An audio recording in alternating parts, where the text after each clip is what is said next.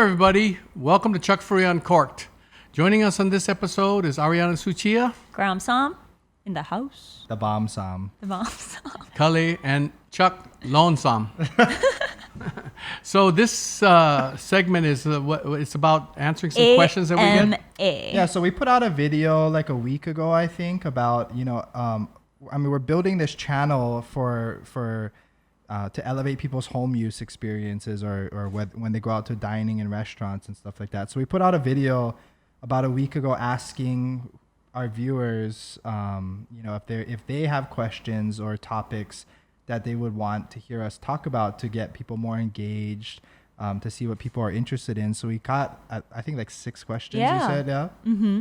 So the first question... And keep them coming, by the way. We love answering these. I think it's very important because, again, just so we're clear, because one of the questions addresses home use. That's what this video podcast is supposed to be about. How can we provide you with insights, experiences that will make you want to try different wines for home use, and same thing with the different wine and food segments, not fancy chefs, just things that you could cook at home and you try it with wines. And then wine of the week would be wines that are more affordable, that you can buy, and then take it home so that you can widen your horizons of different grapes and different places to research, and again, still in search of enjoying wine. Enjoyment and learning. There you go. Okay, let's dive into it. Kali, what's the first question? So the first question is from Joseph Abad. He watches all the episodes, and he's one of the guys that is very active about reposting the wines of the week that he goes and purchases, which is cool. Thank you, Joseph. Thank you, Joseph. Yep. Thank you, sir. His question was, sorry, let me bust this out real quick. His question was about more white skin contact wines, grape skin contact wines, as well as wines that are fermented in clay pots. Clay pot and amphore, right? Yeah. Okay, so kind of like, what are these traditional practices, Chuck, and what do they mean to you? So 2 questions, essentially. If you could talk more about white skin contact wines. So the easiest way I can put things in perspective regarding the skins for you, just as a totally, completely different example. Really, when you consider shrimp, the flavor is really in the shell. Wouldn't you say so? Same thing with crab. You can take those shells and you can boil it and make a really rich sauce or soup. There's that much flavor inside, right? Even like bones of things. So even you look at Uncle Nunzio, when he cooks crab ciappino, it's with the bone shells and everything, and he just cracks it right there. So all the miso goes inside. So that's where the flavor is, right? Mm-hmm. It's no different, in my opinion, with many grapes. There's a lot of flavor and character and texture and aromas that can be had from skin contact, from the skins. So in other words, instead of just squishing the juice, throwing the skins away, where you have light, fresh, zippy wines, that's one set of wines. But if you can also create more complexity if that's what you choose to do by leaving the skins on while the wine is fermenting. So the rising alcohol levels will leach out some color and leaches out some bitterness, but also more character from the grapes itself. So I wasn't really aware that was a thing. White wines with seeing the skin contact, right? Like, so if you do that with the red wine, is when you get tannins, essentially, right? Or part of the things that contribute to tannins. What does that contribute to a white wine? So as far as flavor, most people, especially today, they do what's called direct press, which means you're squishing the grapes and you're not squishing it hard. You're not like. You're just pressing it gently. So that's why you're not extracting the bitterness, etc., from the skins. So that's the more popular way, and it appeals to this many people, Mm-hmm. But nowadays you're seeing people doing more natural winemaking and more and also you said the old-fashioned way. Bitterness is kind of in right now. As well. And so you have more flavor, more character, and it's more the old-fashioned way, but old school. But it's just a different style of wine. So it's not better or worse, but you can extract bitterness. Even though the grapes are green, they still can have some bitterness, So again, it's just something that's growing in fashion right now, and maybe some people would say it's a homage back to the way wines used to be made. But in any case, whether it's skin contact extended or not, to me, or whether it's what do you call it, just lightly Maceration. direct press. Direct press. The bottom line to me, is the wine good or not? And then once you understand the wine is good, no matter what the winemaking is, then you can venture off into what kind of foods it's going to go with. The first and foremost thing to me is that you should enjoy the wine. Mm-hmm. Second thing, enjoy the wine considering what the price is that you have to pay for that bottle, right? And then you figure out what kind of foods it goes with. So I hope that answers your question. Well, and maybe as a part 2 to the question, if it is possible, maybe we could find a good example. Oh, something with skin contact. As a wine of the week for the future, Joseph, okay. Hopefully, if it's available. Okay, And then the second part of his question was talking about wine that's fermented in clay pots. Mm-hmm. Okay, so, fermentation, again, just to make it easy for you home listeners, you take a piece of fish, you cut it in half. You give half of the fish to this chef. You give the other half of the fish to this chef. Depending on what the chef wants to do, will result in very different flavors and character and nuances and textures, based upon their techniques, even though it's the same fish. Similarly, you can take the grapes from the same vine and give it to 2 different winemakers, and the results are going to be very different, depending on what the winemaker wants to do. So there's many different steps along the grape picking, the grape crushing, the winemaking, the maturation, post fermentation, all these things. Stylistic choices that could affect the finished wine. So and one those of are the all topics choices that the winemaker makes. Correct. Yeah. So one of the steps that's really influential is what's the vessel that you're fermenting and maturing the wine in. So probably the one that's super popular now, I would say, I was going to say most popular, I would say that's probably true, is now stainless steel. So stainless steel is something that's easily cleaned. You don't have nooks and crannies where unwanted bacteria and yeast and all that stuff live. So it's easy to keep clean. It's easy to completely control the temperature so that you don't have variables created because the temperature wasn't consistent. It's like the beef stew will be different whether you cook it on high heat or low heat or simmer, right? So it's the same thing, So controlling the temperature is really going to affect the outcome of a wine. So stainless steel does that. Stainless steel holds its temperature. Stainless steel, you can cover it and make it airtight so you don't have any oxygen, whatever. Stainless steel is durable. Stainless steel makes consistent wines. Stainless steels can make light and fruity wines that are very appealing to this many people. So there's many pluses about stainless steel. In the old-fashioned days, pre-stainless steel, even when Cheryl and I went to Corsica and Sardinia and Alto Piemonte, all these rustic areas, everybody's got stainless steel nowadays. It's just a way of life today in winemaking. That's why the wines are cleaner, fresher, et cetera, across the world. And I'm sure it's meant for volume. Yes. As well, too, right? So, but in the old days, you didn't have stainless steel, or you couldn't even afford stainless steel as it became, available. So they would ferment in whatever. Sometimes it's tubs, sometimes it's concrete vats. In Greece, we went to this place and the guy had concrete vats. Everything was gravity fed. Same thing with the lady of Farina. It's all gravity fed. It's all concrete because that's what they could afford. That's what they had.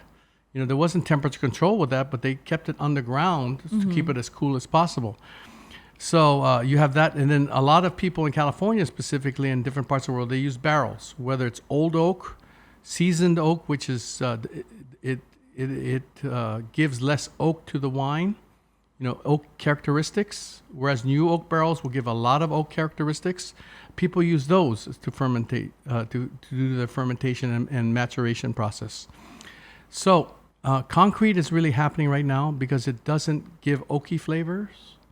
It doesn't give woody, vanilla, smoky kind of character to the wine, like barrels do for bourbon and scotch versus vodka, right? And at the same time, stainless steel creates these tutti frutti wines oftentimes that are more about what the grape wants to say. It's just very fruity and very vivacious and uplifting, but, that's it. There's no complexity. Would you say that almost concrete exists on a spectrum in between stainless steel and oak oxidative usage? Yeah, I think so. And so it's the breeds, that's why. So what's happening now is that what's really fashionable is clay amphores. And what they say is that's how the Romans used to make the wines, in these big clay pots. And then they would bury it in the ground. And Jasko Gravner in Slovenia, up there in the northeast part of Italy, right across the border, he made it famous. He made wines in these big clay pots, like the Romans did, just seal it with wax and just bury it in the ground. By keeping it in the ground, it's cool. So you don't get hot temperatures in the fermentation, et cetera, et cetera. So that's become a real happening thing, and people are saying it's in search of how our ancestors made the wine. So the clay amphor is just the latest thing that everybody's really into and everything, in search of making more natural. Circling back to maybe traditional. Yeah, exactly. And just real quick before we move on to the next question, what does that do to the wine? It gives it a reductiveness. It gives it, it rounds out the edges so it's not so sharply vivacious like stainless steel can, because stainless steel is non-reactive, right, essentially, or it's so minimally reactive. So it creates a different thing without being extreme like the oak barrels. And so, again, it just depends on how you do it. Like when we were in Alto Piemonte, when Cheryl and I were in Alto Piemonte, they had concretes back to 1901 or 1858 or things like that. These old concrete, huge things, and that's how they made the wine. It was all by gravity.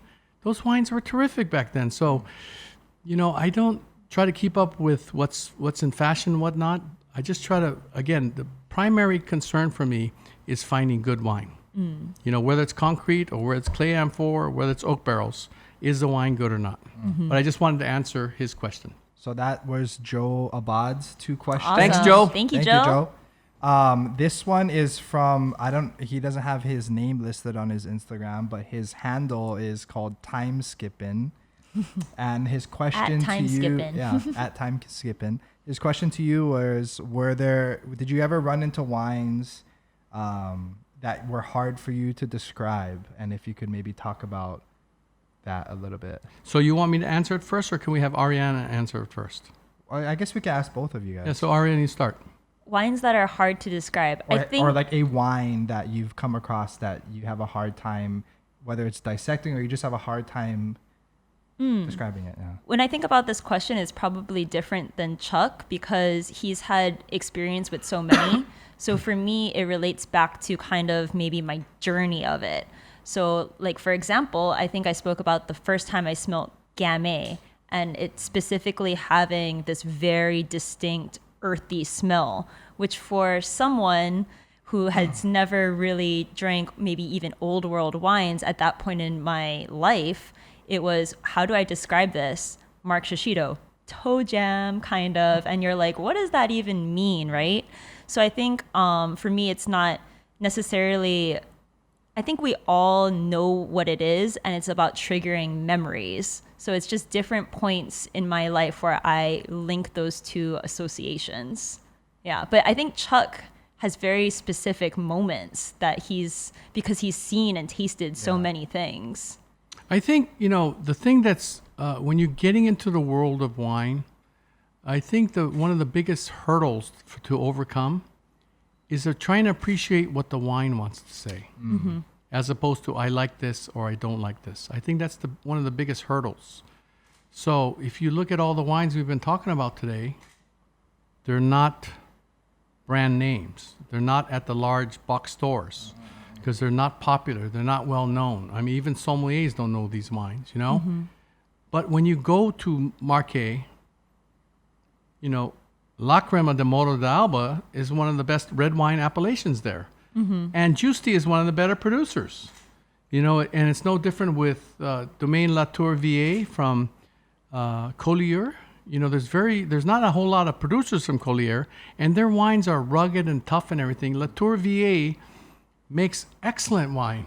It's the best of the appellation to me. So that's what Cheryl and I do. We travel to Corsica, to Sardinia, to Greece or whatever, in searching of what I think are really good wines. You cannot expect it to be like Sauvignon Blanc or Chardonnay. And if it is, then I'm probably not interested because I'm looking for more authentic things, more indigenous, more about a family that's been doing it for generations. So you have to get used to what Mascaflero wants to say and what Lacrima wants to say. So the point of the story is that, through mentorship in the old days, that's how you found leads to what a good Northern Syrah was, that you can measure others by. Yeah. Or a good Beaujolais, like Mark Shishido showed you, so that you know what a good Gamay Noir can be, and use it as a measuring stick for those that you taste thereafter. You know, to how does it stack up with that one, right? Yeah. And so it's just about understanding the aha moment wine of that appellation or that grape, you know, and finding ways to find those aha moment wines.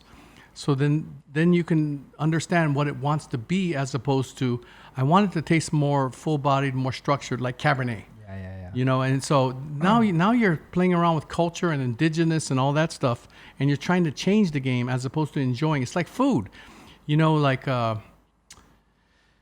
your fiance, you know, his grandfather, Daniel, made incredible Hong Kong alley food. Some of the best I've ever had, but he made it the old-fashioned way. He didn't take shortcuts, and he did all the prep himself and everything like that. But it was something that came from deep inside. And even though he was 70 or 80 years old, he didn't want to retire because he loved what he was doing. But it was something that was not like everything else, and it wasn't. They didn't do 300 or 400 covers a night. He they only didn't had do 5 trends. Yeah, they didn't have 4 or 5 tables. That's all they had, you know. And they just did it because that's what they love to do. His grandmother loved to work the floor, and his grandfather used to love to cook. You know, and that's what I wanted to tell you the other day.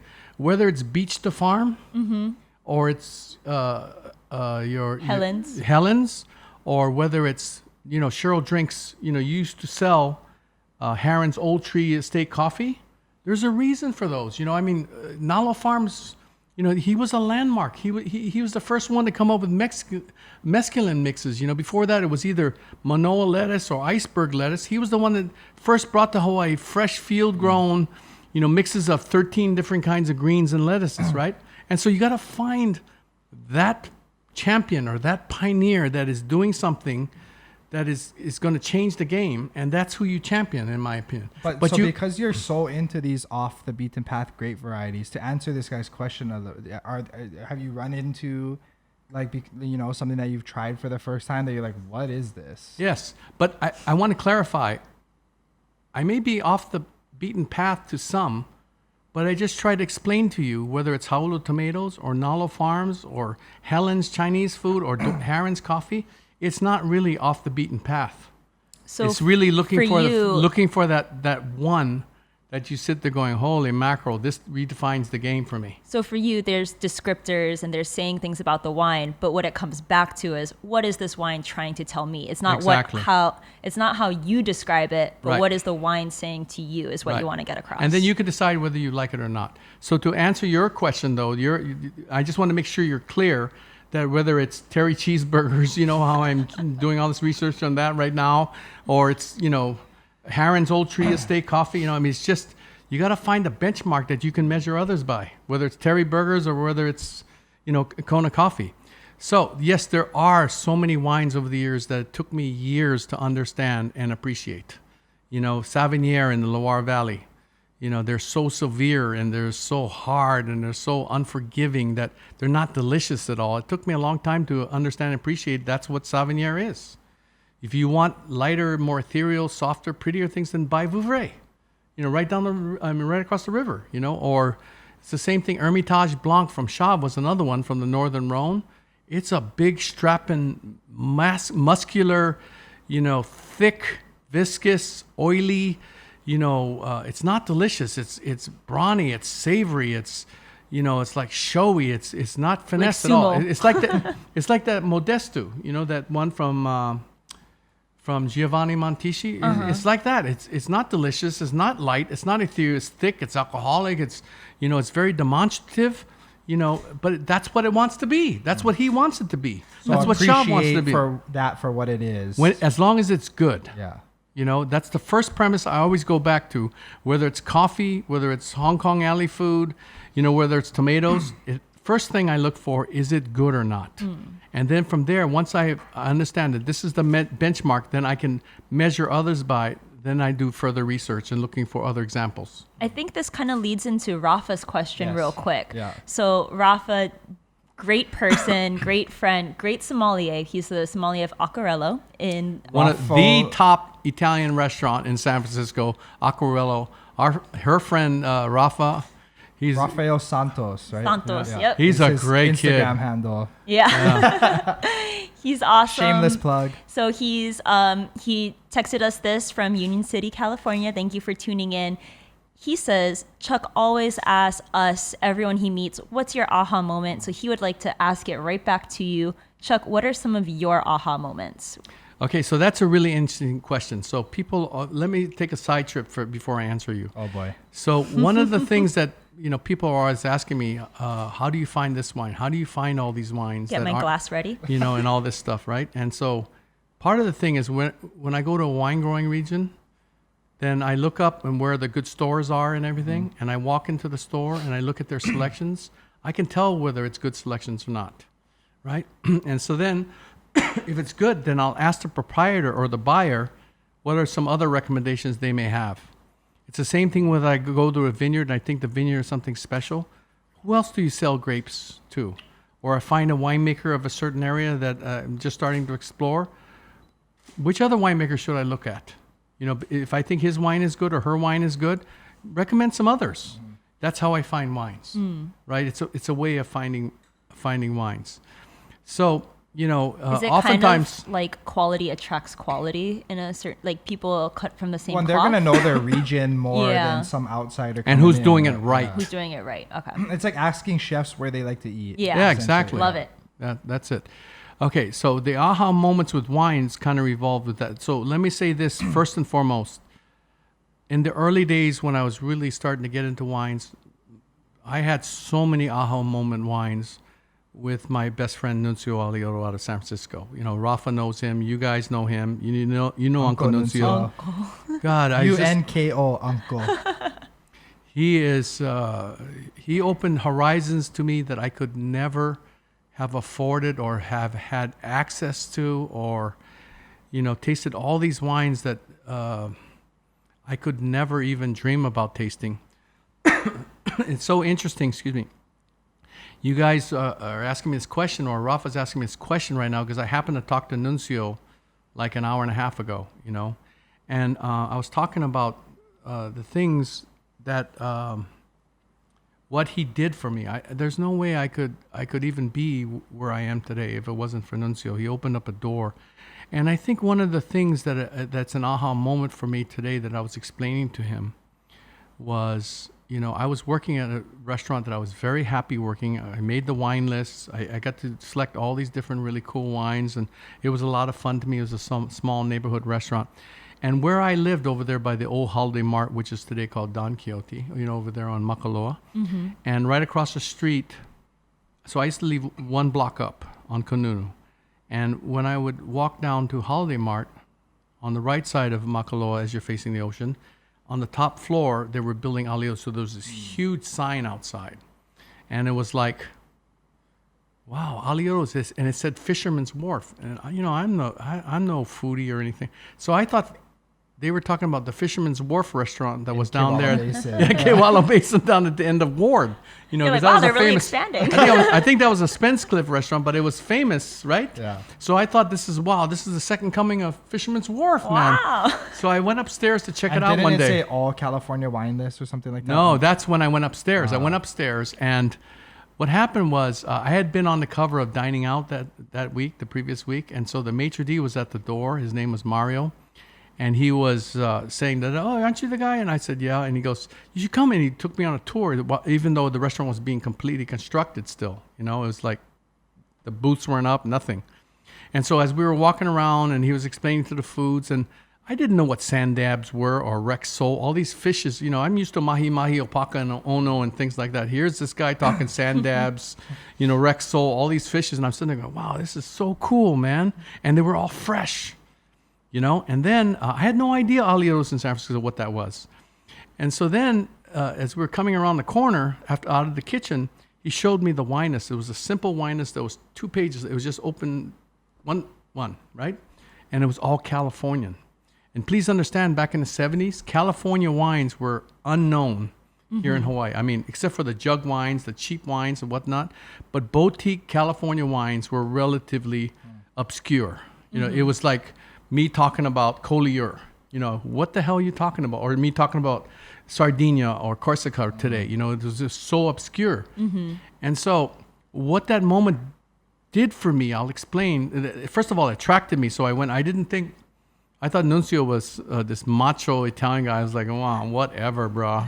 You know, but what attracted me was all these wines and the fact that I could learn a whole new realm of wines. That's why I did it. And the passion. And I could feel his passion about the wines as he explained the wines to me. But what I told Nunzio today that I finally have figured out is that, therefore, my upbringing was very different from most sommeliers, yourself included, Mark Shishido included, everybody. Because I was essentially brought up in an environment that was totally out of the box. No marketing jargon. No marketing jargon, no familiarity with what the difference between Chateau Montelena and Cuvée Saint Chardonnays were. You know, who the hell these guys were. What's the difference between Montebello in the Santa Cruz Mountains and Napa Valley? I had no idea. For aspiring somms, this is pre-Judgment of Paris times. Yeah, it was like I had no because scope. of the era you came. Yeah, I mean, it was just unfolding, and Nunzio was the guy championing that stuff. And because he was born and raised in San Francisco, and he regularly took trips up to Sonoma and Napa and wine country in general, Santa Cruz Mountains, etc., he was very familiar with all this stuff. So I had to learn. He taught me to learn about wines from just quality. Because I had nothing else, no other reference points. There was no internet then. There was no information out there on all these wines. No rating, They no were so new. scales. You know, there was no Wine Spectator. There was no Robert Parker. There was nothing. You know, so I had to taste these wines and judge them based upon what was in the glass. And then judge it based upon what was in side-by-side glass to determine which one are you going to buy. You can't buy both. Which one are you going to buy for your wine list? So why are you going to buy it? Yeah, so it's a very different, created a very different base for me to work from. It's not like Bordeaux, where you have Chateau Lafite, Chateau Latour, and all these first growths. And Burgundy, you have Grand Cru, Premier Cru, Village wines. You know what I'm saying? It was just purely based upon what was in the glass. You know, and therefore, the other thing that influenced it was you can't buy every vintage because every vintage was different from these wines. So you had to learn about the wines and base your methodology on these wines based upon purely what's in the glass. That's why I often comment to people, I don't think I'm smarter or more sensitive or more tasting ability than anybody else, but I think our perspectives are just different. For me, I zero in on what's in the glass. You know, and tasting side by side with Nunzio, you know, for those years. And then we've since been friends. We talk to each other. I was talking to them for at least 2 hours today. You know, and we talk to at least 3 or 4 times a week. It's just like that, you know? And you know, like that, what you're talking about now is kind of, you saw the budding of Napa and stuff start to unfold. Does that help you when you look for, you know, value-driven wines in regions that, you know, you said like with Ancient Peaks, you kept your eye on them for a while. Then finally it's like, okay, now they're hitting their stride. Did that instance that you're talking about with Uncle Nunzio and opening up that restaurant help you? Yes, I think so. But the most important thing it helped me with was I had to learn how to taste a wine and determine whether it was good or not. That's the first and primary thing. I think that was the most aha moment for me looking back on it. You know, to answer Rafa's question, is that being at that time, at that experience with someone like Nunzio, who was and Nunzio was also well versed in France, Italy, Germany, etc. So it wasn't only limited to California, but California is where we started because that was the wine. He didn't know me. So the relationship started with California as the base, and from there we grew, you know, into other regions, you know, as you know, how much, you know, we taste together and all that stuff. Well, you know, it just was the methodology of understanding whether this wine is good or not, why or why not, how much would you pay for it, and then think about what kind of foods you're going to have with it. That was my aha moment, looking back on it. I didn't realize it at the time, But I always try to think, how am I different from all these? I don't understand. Everybody always asks me, how do you find all these wines? And how do you know what to search? It was created from those days of tasting wines that are totally unfamiliar to anybody with no resources to draw on, and then just tasting solely and then feeling the vineyard and everything and knowing whether this is the one to bank on or not. As a business, as a profession, as a professional, I can't afford to miss too many calls. So if we're going to bank on something, it has to be banked upon something. So that was probably, to answer Rafa's question, that was my biggest aha moment. It wasn't necessarily a single wine. It was just a methodology of searching out good wines. Does that answer your question? Yeah. That was good. Rafa would love that. Yeah. So Thanks, Rafa. Thank you, Rafa. Rafael Santos. Depol. So the next question is from Janet Nelson Iwata. Hey, Janet. There are so many wine. Aloha, Maui. There are so many wine courses out there. Which ones do you think are the best? I think that Chuck is literally the definition of self-study. Yeah. Chuck is the type of person who's going to go out and find it.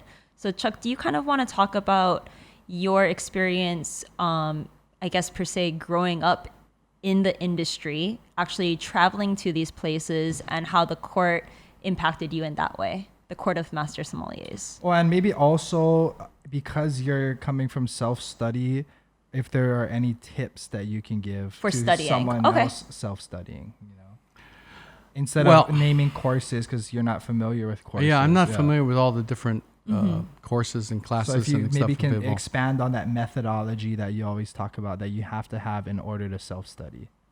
Yeah, I think that right now, the greatest resource that I've ever seen in the industry is available to all of you right now. It's simply called the Guild of Somm. Guildsomm.com. Guildsomm.com. And it is a unbelievable, totally accurate and always updated, They update every day. comprehensive wine resource that you can learn from at a very nominal cost. I mean, their compendium on Germany is by far the finest work I've ever seen on Germany. It is so incredibly complete. So that's if you want to go down that road of being the professor or being the master sommelier and stuff. Not everybody does, but still, that's a resource. So using that, keeping that in mind, then what I would suggest that you do, and I've told this to Cully and Ariana both, you take a region as an example. If you want to explore the world of wines, just take a region. Like the example I always use is the Loire Valley of France. So Loire Valley the Loire River is a river that starts somewhere in central France and winds and turns and heads west and empties in the Atlantic Ocean. So the Loire Valley, for me, so that I can more easily remember it, I break it up into 4 distinct subsections. Okay, and those 4 subsections would be essentially Nantes, right? What else? The Anjou, Pays Nantes, the Anjou, right? and then Touraine. so Anjou, Saumur, Touraine, then the Central Vineyards, inland. Yeah, so those are the 4 regions I would say. Which And is then- cool because Guildsomm actually mirrors that exact layout, which is convenient. Do they really? Yeah, they break up their But they Loire also have all their segment. smaller. Yeah, but they do history of Loire, then they do the 4 different sections, which is kind of cool if you want to follow a map along with that. Well, again, I don't know if everybody wants to get into it as much as she does, but the simple thing is I just take a region and I break it down to 4 digestible sub-regions and study each sub-region more, a little more in depth. So in the case of the Nantes, so in each of the 4 regions, I'm going to list what I think are the primary grapes that excel in that appellation. So in the case of the Nantes, it's really Muscadet, right? When you go to Anjou, it's Chenin Blanc, for white. And then for red, you can have Cabernet Franc. You can have, what else? Gamay Noir. Gamay Noir a little bit. So, just list the grape varieties there, list the soils, because they're all different, because they're getting farther away from the Atlantic. So it's going to be very different. And, you'll see where the river is. The closer you are to the river, the more sand you're going to have. And the farther away you get from the river banks, just a little, not super far, just farther, where it's eroded, that's where you see the limestone. So those soils can greatly affect the wine. So I just want to understand what kind of soils I see in each of those general appellations. And then with terrain, it's Chenin Blanc and it's Cabernet Franc, essentially. And then when you go to Central Vineyards, it's more Sauvignon Blanc and Pinot Noir, right? Sauvignon Blanc country, that's what they're... So that's the point. So you just by learning that, then I at least have a general idea of the Loire Valley. Yeah, to build off. And then from there, if I'm studying 2 weeks later, then what are some of the sub-appellation wines or appellations of Muscadet or of Anjou or of Vouvray, and just so I can get more. And who are some of the best producers? That's how you get into it. And that's super helpful for every day going to a wine store as well, if you even just want to learn that for fun, because it really helps you digest and break down retail. It doesn't seem so daunting to look at a wall of wine. Yeah. Well, what makes it confusing for most of you viewers is the fact that, if you look at the California wines, they're largely named after grape varieties, right? Yeah. So you have something to get a handle on, Chardonnay versus Cabernet Sauvignon versus Pinot Noir, etc. Whereas in Europe, the finest wines are named after the place. So now, who the hell heard of Moulin Avant? Who's going to know how it's spelled? How are you going to remember the Moulin Avant? Well, and what grape is in the Moulin Avant? Yeah, exactly. I mean, there's so many things that are lost there. Chardonnay, where this bottle says Chardonnay on it. I'm going to take that. So it's wine geek talk, but in the case of France, Italy, Germany, it's foreign wine geek talk. So you can totally get lost unless you find some type of system or methodology to break it down so it's more easily understandable to you. I think going back to Janet's lovely question too is that, there's all these formal routes, but what can come back to everyday use, which I think is Chuck's main point, is we want to make this podcast super accessible, super digestible for you, the viewers. So keep sending in questions that we can help build almost like a at-home course with this podcast as well. We can be like the liaison. Yeah, between, absolutely. At-home learning, essentially. Well, so even if you look at the different categories of podcasts that we have now, so one of the wines that's in the glass right now is Lacrima de Moro d'Alba. So let's say that was the wine of the week and you heard about it. You went out to a store, you bought it. You know what it tastes like. You know what we think it's there for. So you learn a little bit about the wine, and specifically a wine that you haven't had before. Then I would then look it up on Guild Somm as an example and find out what is Lacrima Moro d'Alba. What is that? Is it an appellation? What's the grape here? And then I would learn a little bit about that. And then by looking at a map, like she mentioned, then I know where that is forever. I'll remember that forever. And so now I know one wine from the east coast of Italy that's red and it's aromatic and it's wonderful for pizzas, barbecues while I'm cooking, sipping on it, Yeah. That's another way that you can begin to learn. I think in terms of resources, Guild Somm also has maps. Society of Wine Educators has a book that is pretty helpful as well with maps, which is what I used actually even for studying for advanced Court of Master Sommeliers. So those are kind of interchangeable in a more technical route, but still very clear, digestible maps. So I think that, again, when we created this podcast, Chuck Furuya Uncorked, it was just his vision, but it was a way to try to make wines less mystical, less complicated to understand, less, intimidating, not so much about wine shaming. Let's get over the wine shaming. What can we say? How can we say it? How can we answer your questions? How can we get you to go out and try this bottle of wine, that bottle of wine, to help you to broaden your opportunities to learn and enjoy. That's the bottom line. And how do we get you to go and start looking for wines rather than just at Costco grabbing something that's convenient right there, Well, that's what's got to happen. That's selfishly for me, that's very important. More and more of the big box stores are carrying wines based upon how many times it scans a week. So it's really not about quality. It's really about how many bottles sell a week. So if we can get who pays for positioning? I try to name all these stores and whatnot where we buy these wines. I go out and I just go to a store. I'm like, when I cook, I just go out to a store and I look what's fresh or what's really good, whether it's Manchong or whether it's the Mahi that looks better. And then that's what we based upon oftentimes what we're going to cook. It's based upon what's good at the market. It's no different with wines. Before we decide on what podcasts, I go to all these wine stores just to look to buy wines, and I look to see what's really good, especially for the price. Okay, we're going to take that one because it's family owned, it's artisan. There's a reason why we should talk about this wine, and we hope to share that insight with you so that you go to the store and buy it, or you go to your favorite store and you ask for it. Otherwise, all the wines in the world are going to be about mass market stuff, which is fine. I'm not saying that's not the way to go. I'm just suggesting, let's not let the small and pop. Let's give them a voice. Let's give them a voice. Let's give them a chance to survive. In this whole day and age of conglomeration and merging and all that stuff. So that's a bigger selfish mission for me. But I think it's better for us, whether it's coffee, or whether it's beach to farm, produce, or whether it's, what I'm saying, or Howled tomatoes. This is an important time for us, and I'm hoping that this podcast can help contribute to making you think a little bit about the small guys. Absolutely. Going back to like the farmer's market, if you have time to go to the farmer's market, find artisanal, like people who really care about their produce, we can go to a wine store, and we should care about where are we getting this. So can I ask you a question on that? Yeah. So you and I drove out to Wailua. Yeah. We went to the beach to farm cart. And Auntie Cheryl. No, she didn't go that day. Oh. We just drove. She had to babysit because Melissa guys were moving. Oh.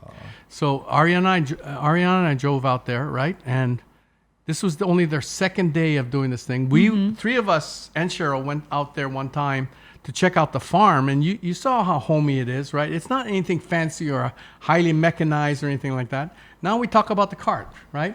So what did you feel watching them set up and how they weren't super organized or anything like that? But I mean, you could feel how earnest they were and how it was so driven by passion. Would you agree? I will disagree with the organized, because as much as, it wasn't a flashy cart that had all these mechanisms or whatever, it was a down-to-earth, well-made cart that he made with his own two hands. But they also knew exactly where their beets are coming from. They knew exactly, okay, these are our carrots. This is, the kale that we brought in from this plot. And they know it's not the traditional sense of maybe organized like how we're thinking, but they know their stuff, and I think that comes down to the heart of the issue is when you're eating something, don't you want the farmer to feel a sense of place with what you're eating on your plate? And I think that's what shines with Beach to Farm, the stand in Wailua, which you guys can go check out right across. On Mondays. Only on Mondays across of Paalakai. Paalakai Market. Yeah. Paalakai Market. From 2 to 6, yeah. And, that same feeling is the same feeling when I found this wine or that wine. It's the same thing. It's the same, where it came from. The ground, the soil. You tasted the grapes or whatever. It's the same feeling. It's the same feeling with Heron's Old Tree coffee. That's why I kept talking to you about that coffee thing. It's the same thing with Howled tomatoes. It's the same thing with Nala Farms or Hirabara Farms. It's the same thing. And the latest one is just this husband and wife. They have 5 acres, I think. It's just called Beach to Farm. It just surrounds their, what is it? It's kind of like a trailer house or something, right? I mean, they built it on a trailer that they tow with their truck, yeah. Yeah, I mean, just so unreal, and man. And when we all walked the farm, they knew this spinach goes wild. Like this spinach, you give it a little, it'll take a lot. This one needs a little bit more TLC, things like that. They have it so down pat, you know what I mean? Like they know their farm. So the reason why I'm bringing this topic up again, that's how I feel about the wines. It's the same thing, the same exhilaration or insight or whatever Passion. that you got visiting the farm, and then also the wagon. It's the same thing with Cheryl and I with these wines. It's the same thing. That's awesome. So that's it. Any more questions for you guys? That was good, I think. I think we're good. Yeah. Perfect. So keep sending in questions. We would like to do more AMA segments with Chuck It's Furuya. fun. I mean, it's user-generated content, so it's people that want to hear what you have to say, Well, there you go. I hope you enjoyed this episode. Please tune back in next week. Until then, aloha, everybody.